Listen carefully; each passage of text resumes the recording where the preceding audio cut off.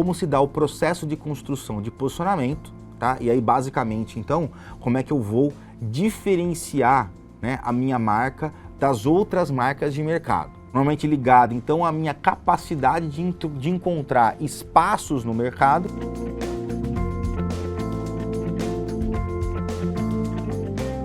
Então, uma primeira etapa do Gap é a gente tentar analisar lá, não é, como é que vai ser o nosso público-alvo, através do segmento de mercado, tamanho de segmentos e finalmente chegando a um processo de definição dos comportamentos que esse público-alvo tem, que podem explicar o seu potencial desejo pelo meu produto. É um processo de evolução que a gente vai fazendo para poder chegar, então, na tal da persona da marca, sem necessariamente personificar. A gente foi lá e definiu o que é o público-alvo, certo?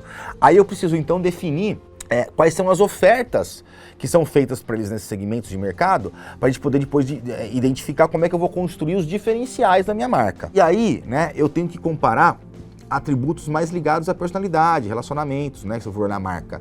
Eu não vou olhar somente atributos, eu tenho que olhar de maneira mais ampla, não é? Quais são os posicionamentos, territórios, momentos de consumo, não é? Para eu poder analisar a concorrência e entender como é que então eu entro num segmento que eventualmente tem muito espaço e que ninguém percebeu ainda. Então esse é um pouco do ponto. Então eu vou checando aqui, checando lá, olhando aqui, olhando lá, até eu conseguir ir estabilizando, né, essa perspectiva aqui do que eu tenho, da capacidade que eu tenho de entregar benefício e do que o mercado entende como diferencial, tá? O espaço que tem no mercado e o meu interesse em explorar um mercado que tem um tamanho maior ou menor do que aquele.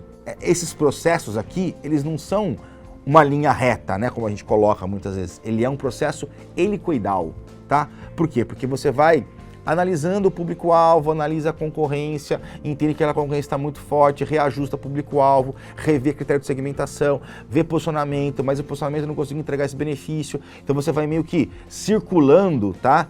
E diminuindo, na verdade, a circunferência aí do círculo até você chegar num ponto específico que você consegue firmar, então, o seu posicionamento. E esses ajustes que eu vou fazendo entre o que é o mercado e o que eu posso oferecer para conseguir chegar numa equação ideal de um gap existente, de uma necessidade real de um consumidor em que eu tenha algum tipo de diferencial de produto que eu possa entregar, né? Seja um diferencial emocional, um diferencial funcional, mas que eu possa entregar, né? E suportar então aquele público-alvo. E aí no final a nossa grande ideia é criar relacionamento via lembrança, tá? Então esse é o ponto central aqui do posicionamento.